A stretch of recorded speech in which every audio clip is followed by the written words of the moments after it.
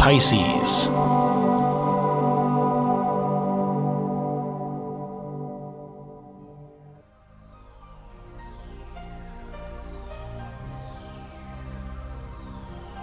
Hello Pisces, this is your forecast for February 2015.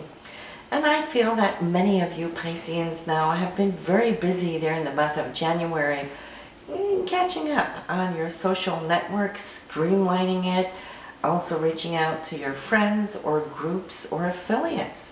A very busy month in that sense, and some of you are still listening to this on the January end, and you might still be in the midst of it. However, now, looking at February, what that does, it places your sun in your 12th house.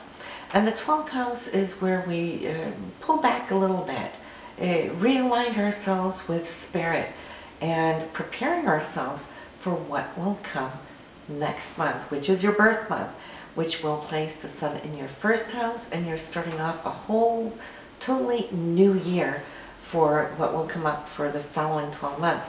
So this month, yes, it is important that we look at where we've been in 2014. And I see how you're going to be picking out all those good aspects that really worked for you, the things that you initiated, the achievements that you reached, and collecting all of those little jewels and diamonds and hanging on to it, but also taking a look at what you want to change up. Spirit also is just needing a little time for download on a creative level, which the 12th house is, especially for you because this is your house. And so Spirit here will also be connecting with the Sun, Mercury, and the new moon this month. And for you to have the new moon here, this is where we place our intentions, Pisces, will be on February 18th. At the late degree of 29 degrees, so it's hanging just on the inside of that 12th house before it crosses the rising. The new moon here is you telling yourself that I promise throughout the year to always find a little time to make room for how this 12th house energy feels. It's the me space. And this me space is different than the first house, which is the I am personality. That's more what you radiate and what you bring out to the world. The 12th house me space is the internal world. This is where spirit can listen to its higher self and connect with your guardians, your spirit guides, your angels. And when we listen, that is when we hear what spirit is trying to lead us, lead you. And so it is essential, and especially for you being Pisces, ruled by water, you're like the tides. There's ebb and flow, and when Pisces get too busy flowing, well, then there's going to be a big need to kind of ebb back and listen to that insight. So promise yourself on February 18th on the new moon to become aware and conscious of your ebb and flow in life so that you can nurture the inner spirit life. But this month too here, having the sun, the new moon, Mercury is retrograde. Turning retrograde here January 21st, it will remain within this area of the 12th house until February 12th. If you are more on the European side, it will be on the 11th here. So Mercury in the 12th is all about also listening to your higher self or your spirit guides. I can't stress how important this is, especially for you Pisces. It's in the sign of Aquarius, so this is where it's going to draw the energy from. Aquarius in your 12th house is always there in your solar house, and Aquarius, it's that genius factor. It's where you can download from those higher realms and getting the it factor or the should I say new ideas, inventions. This is where you recreate and can come forward with quite enlightening insights. So therefore for you it's very important to listen, and I think this retrograde now is going to be a blessing to you because it's going to bring you back and hold you in this area for those extended extra 3 weeks that the retrograde is. So it's not heavy on you, this retrograde. You will see as it picks up speed after February, no, yes, after, February 12th. Moving forward, it's still going to pass through your 12th, so it won't enter into Pisces here before next month. But you will see how it's going to pick up all these incredible insights, ideas, concepts that you're going to birth as you get into your next month there in March. That's going to be exciting to see what that is going to bring you. But we have Venus and Mars both here in your sign in the first house, and to have these two planets here is totally creative, especially because Mars here in January passed over Neptune, which initiated this spiritual creative cycle for you, especially because we're going to have Venus conjuncting Neptune, which is your ruler, and Neptune is that higher octave of Venus, so it's like a double whammy Venus, and this Venusian energy here is, yes, it's very creative. It stimulates your higher senses creatively, but also spiritually, and not the least romantically. You Pisceans are very romantic spirits. And so here, February 1st, there might be something now coming together for you, which you will see as a divine gift upon you. Whether for some of you that might be relationship-wise, for others it might be starting off something totally new in an area that you want to express your creativity or also spirituality. And then Mars had already just passed over Neptune as well. So the two of them together, they're initiating this whole annual new cycle for you, and pay attention to what it's going to do for you, because see here, next month the Sun is going to be passing over that very same aspect, or I'd like to say it's going to be the very last day of February. So for you early Pisceans, you will get the Sun initiating Neptune as well.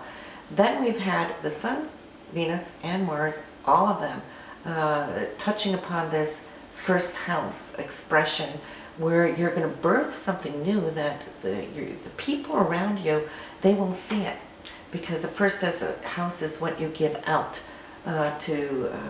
it's out through your ascendants to the groups and people out there. Love that. And so also when it absorbs the Piscean energy, well, Mars here will want to this month look at your drive, and you might feel at times that it might flow.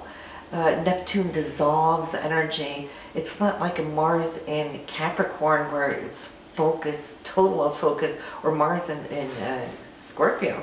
Then we're working like this with tunnel vision. Pisces is a little bit all over the place. Remember, it's water, it's the ocean. And that ocean can behave in so many different ways. There could be ripples, there could be waves, it could be totally beautiful mirror still. So you might feel how your emotions might flux a little bit, and how your thoughts along with it might just feel like it's not disintegrating. Some people will call it that. It's more that it's just spreading, it's rippling. So you can easily get a little bit lost on not your path, but maybe time-wise, because there's so much being stimulated. So it's a journey. Now, we also have the full moon this month, and this is coming here early on February 3rd. So this full moon is going to illuminate the 6th house, which has to do with your day-to-day routine, your health routines, how you can structure your area here so you can become a little bit more effective. So it's a good full moon to have. It is going to be in the sign of Leo. So we can feel that our emotions might be a little bit more dramatic because it's that fire of Leo. And so attention will come to this area. What is nice too is that the full moon here will be touching upon Jupiter. So it's going to be a big full moon. Not only is it full, but think about the size of Jupiter. So, yeah, and Jupiter is retrograde. Not that that's going to affect the moon, I feel, but it's really going to enhance this Leo energy So you'll have to see what it's going to do for you. What I do like is that it's also going to be connecting here to a trine to Uranus. And Uranus brings about unexpected surprises, twists and turns. This Uranus for you is in the 6th house, so that rules money. Could be news about money here early on in February, so pay attention to it. The 2nd house isn't always just money, it's also self-esteem and the values that you hold close to heart and appreciate. So there might be something there coming. Whatever it is going to be for you specifically, I know it is going to be a surprise. So that is February 3rd. Pay attention. It can come as early as here on the 2nd as well. Now, we have a few aspects this month, and it's pretty quiet. It's not the big, long list of transits. You're going to have time to absorb a little bit here this month. So February 2nd, we have the Sun and Uranus, 6th house. The Sun is in your 12th house and Uranus in the 2nd house. So something that you have been cultivating, designing perhaps as well. I feel this is coming to the surface and might signify something that has to do with money. And then what did we say about the full moon on the 3rd? So you might hear some news on the 2nd, which will kick in there on, be triggered on the 3rd from the full moon. So exciting start of the month for you Pisces. On the 5th, we have Mercury, which yes is still retrograde, is going to be sextiling Saturn. And Mercury's communication, it is dialogue, it is contracts, so we don't want to sign anything, but it might be in the mix to communicate about something structural. And for you that would be within work and career, Saturn being up there in that 10th house. So you might want to mull over it a little bit because Mercury's behind the veil right now working in that 12th house. But looking at Saturn, it's looking at something here with your career, but it's harmonious. So an opportunity perhaps may be discussed on the 5th. On the 6th, you're a little bit undecided. The Sun here is opposing Jupiter. And so once again, don't be too quick to make any major decisions. Jupiter is wanting to pull in one direction here, or somebody is wanting to pull you in a direction here. But the Sun is saying, hang on a little bit, I'm not too sure. I want to feel this a little bit more, I want to sense it. So I'm feeling, especially because it is retrograde too, that these aren't the days to move forward with new, but it's a great time because you are so psychically attuned right now that I want you to really pay attention to all the hunches that you're getting. On the 8th though, we have a great aspect here with Venus and Pluto. They're harmonious, doing the dance, and so that's love, and Pluto is passion, but it's also money and news of big money because Pluto does things quite seriously when it does.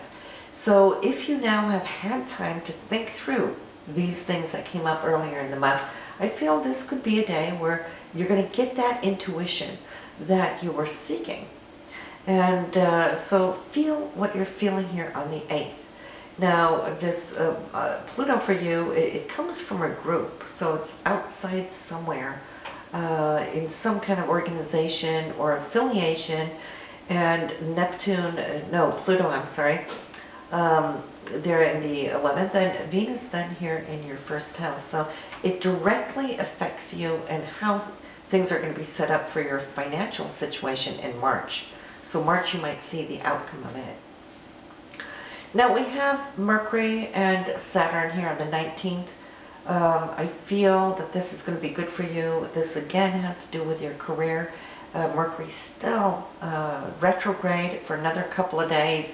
But you might have another talk or discussion as far as what you had earlier in the month there on the 5th.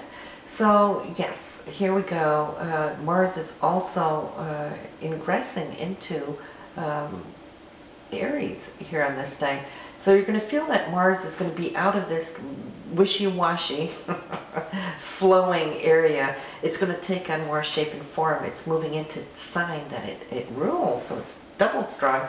And what that is for you, it's moving out of your first house of yourself and your personality into the second house of money. So you're going to see how February from 19th onwards is going to be about strategizing your financial outlooks. On the 20th, Venus is going to follow right behind Mars, also coming into the second house of money, values, those things that you appreciate. So you might come to see that at the end of the month here will be more money going out, but also money coming in. So it's good. But in the sign, the entrepreneurial sign of Aries, you might initiate new things now. So once we pass the retrograde of Mercury, there I feel that you can start taking action from the 22nd onwards. And not only is Mercury now direct, but we got Venus and Mars conjunct.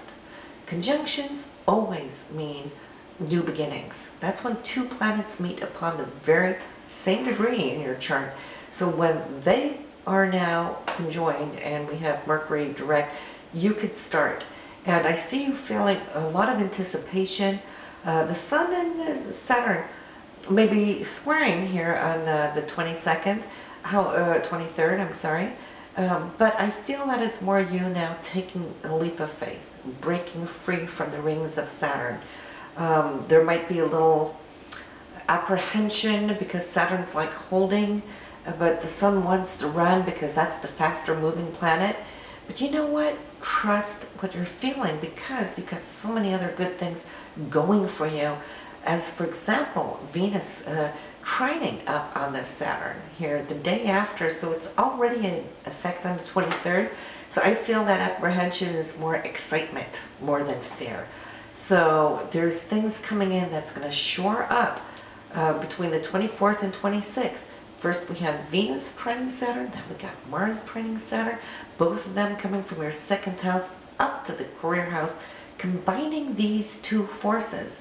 So the initiation of February 22nd, if it's new concept, new business, news of new money, or investing something, well, here on the 24th, 26th, wow.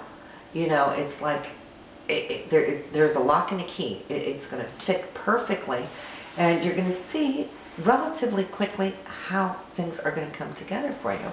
So it's an exciting month, and of course you still have that Uranus in the second house, which goes to show for you Pisceans that money can come like that overnight. You know, you can get lump sums, and then suddenly you can be without money. That's what Uranus does. It can go from the one end to the other. It may vacillate. Remember, Uranus is the only planet that orbits backwards, right? So in that sense, you know, it will do things in its own way. It is unpredictable, but when it brings good news, it brings excellent news. So as long as you have Uranus here in this entrepreneurial sign of Aries in your second house, and you still have a few years left of it, it's like halfway through it now, you will come to see that you're going to have earnings in leaps and bounds. But then hang on to it. Don't use it because there might come drier periods in between. But this is one of the harvest periods because we have both Venus and Mars coming in, and then of course they will be touching upon Uranus here next month in your birthday month. That should do something exciting that we're going to talk more about in March. So subscribe if you haven't so that you can hear what's going to go on here next month in March. And also listen to your moon and rising sign, as that will give you a little bit more indication of the extras that you can come to experience here. So have a good one, and I will see you next month. Bye now.